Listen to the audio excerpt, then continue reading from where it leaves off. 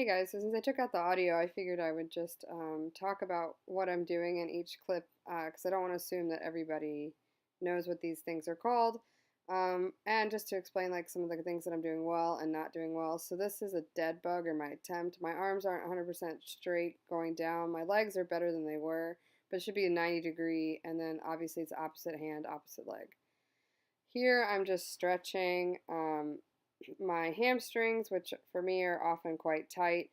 I can tell watching this video that my hips aren't necessarily tucked the best way as I'm sitting down, but every time I do this stretch, I'm trying to stretch just a little bit further and focus on really activating my hamstring muscles as I'm stretching. Um, Even though it looks like I'm not really trying very hard at all. But I do it about each stretch I'll do about 3 times each just to make sure that I'm good to go because this workout in particular focuses on my hamstrings and glutes and quads. So this is, if you've never done this stretch before, I have to say prepare yourself because it's not comfortable, but it does really activate your quad.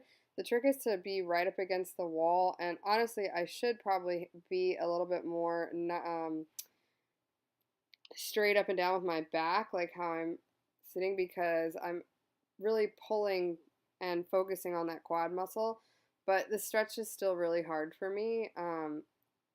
But it's getting better, but it's definitely one that if you've never done before, it will be quite uncomfortable the first time you do it. But like with all my other stretches, I try to do them 2 to 3 times so that I can really loosen up the muscle and have it ready to go. And yeah, I did not intentionally color coordinate my outfit for this workout. I just had borrowed some workout pants, and then that was the shirt that I had at my parents' house. So that's how that worked.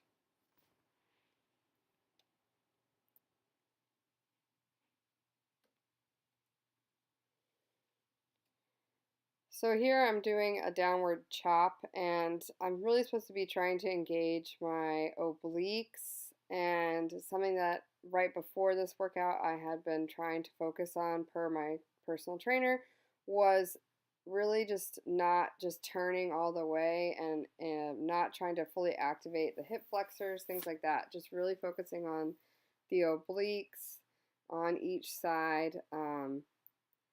It has gotten better since this video for sure. The last workout that I did with my personal trainer doing this workout, she said that they were probably the best that she'd seen, which was awesome. And hopefully very soon we're going to be switching to a brand new workout regime, which I'm really excited for, and working on some more single-sided work instead of just double-sided, which I still need to focus on. But I'm one of those lovely people, like many, who has one side that is significantly stronger than the other. So that will be nice to work on being more equal across the board. Oh, and then I forgot to mention this. So each rep is 3 times. So I only am showing you a clip of each rep doing it one rep. So there's 3 reps of each workout or each activity. Wow, each work. Wow, I cannot speak English today.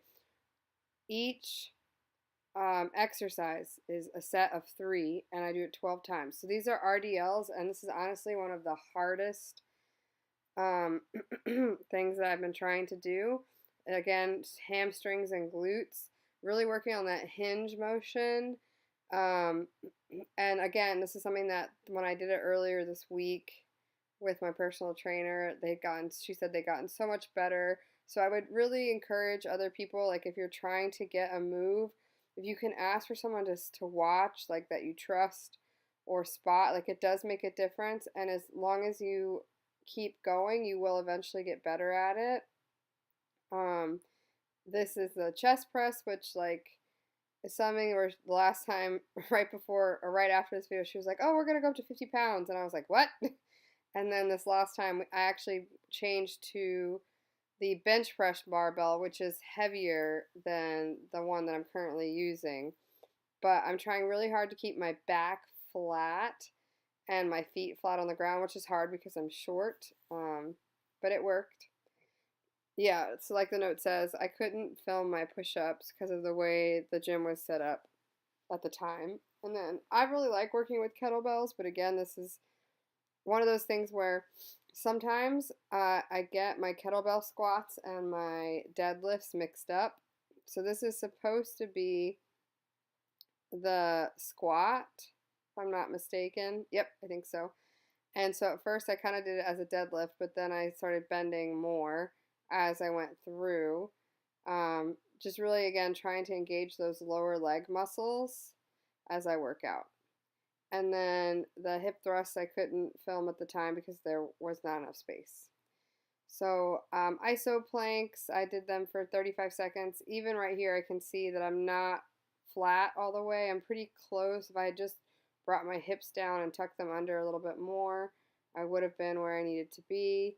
I'm hoping, I haven't filmed myself in a while doing these, that they've gotten better. I've been able to hold them for longer. And then here at the end, I'm just showing a good back stretch. I've always been told it was called the cactus. Maybe it's because I learned it when I was in Arizona and it looked kind of like a cactus.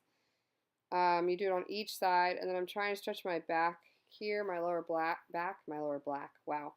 I'm what they call hypermobile. I have a very flexible lower back, and sometimes that can be a problem for me. I also have issues with my knees. They hyperextend, and so do my elbows. My knees are much worse than my elbows. So I have to work twice as hard at certain things to try to keep my body centered and focused. And then here I'm working on my splits, which I've worked on off and on basically since high school. I've always wanted to get them, but I've never quite gotten there. As you can see in this video, my hips aren't completely squared. They're pretty close.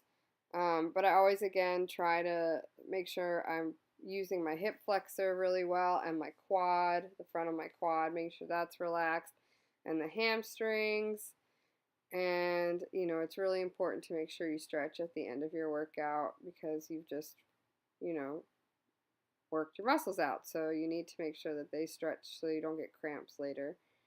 Or, and it also helps, I think, for me, it makes it so that I'm not as sore the next day. So, and then the last thing I do is my hamstring stretch, which you can see I was able to get a little bit further than I did when I started because my hamstrings are now warm. Yay, warm hamstrings. And then this is just me being like, I did it. I'm done at the end. So yeah, I'm just going to freeze frame on this last picture for a hot second just to say that this past week we had snow, so like my workout plans got derailed slightly. Hopefully next week I'll have more video to show you. I did get a small tripod to use for the gym up closer by where I live and to show some aerial silk stuff hopefully next week. So I hope you guys all are having a wonderful January, and I guess I'll see you next time. Bye!